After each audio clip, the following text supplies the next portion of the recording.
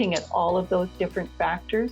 And as farmers, we're very aware of it. We have modified our processes over the last 3 or 4 decades that we are growing more using less additional resources and better methods than ever. And we are continually improving that.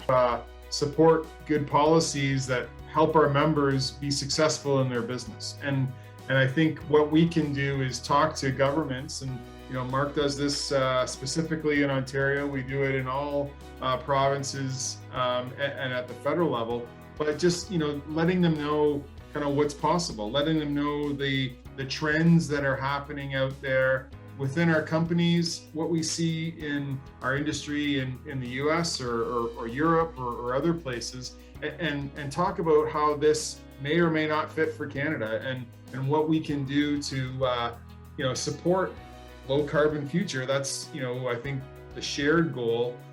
I should tell you, agriculture and agri-food processing, it alternates between being the number 1 or number 2 industry in Canada in terms of people employed and amount added to the economy.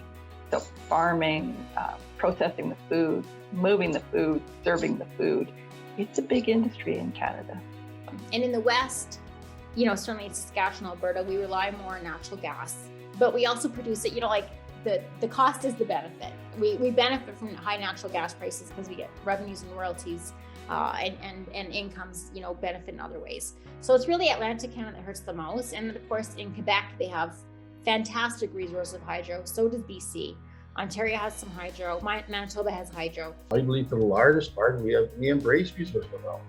It's a slow process, but we're there with the forestry, but we have to look at other potential sectors. It's multiple pathways that are going to get us to where we want to go. So there's no silver bullet when it comes to developing a low carbon future.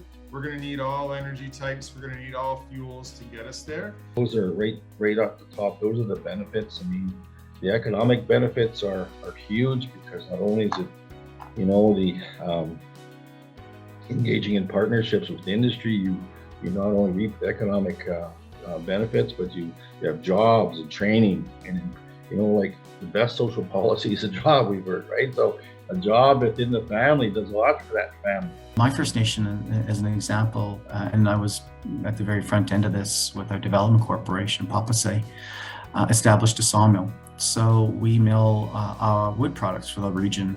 We are now milling wood products for our home building. So it's great to have our people working.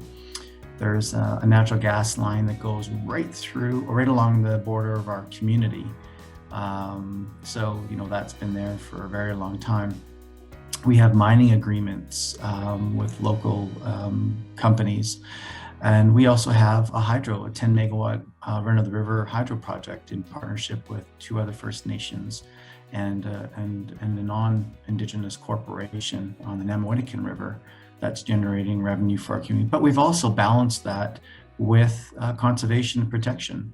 Our whole lake is protected to ensure that our people have a healthy ecosystem. So we've done a really great job, I believe, in balancing resource development and protection of our lands. It's one of those things farmers are doing more and more.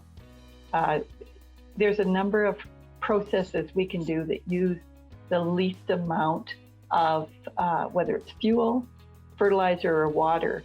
And farmers are early adopters. I'm always amazed at how a new technology comes out and we'll try that.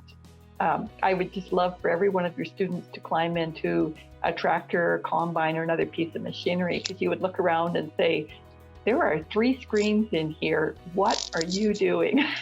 Because we've embraced a lot of technology. I think I hope that people would appreciate all the things that go on behind the scenes to get product to people where they need it. So, I think over decades, Canada has built up this infrastructure, and that's refineries, it's terminals, it's retail stations to help fuel the lives of Canadians. So that's commercial and industrial applications, and it's driving to the grocery store, or driving, someone driving their kids to the arena. Like that is enabled because we've got this amazing infrastructure that's, in my mind, a strategic asset for Canada.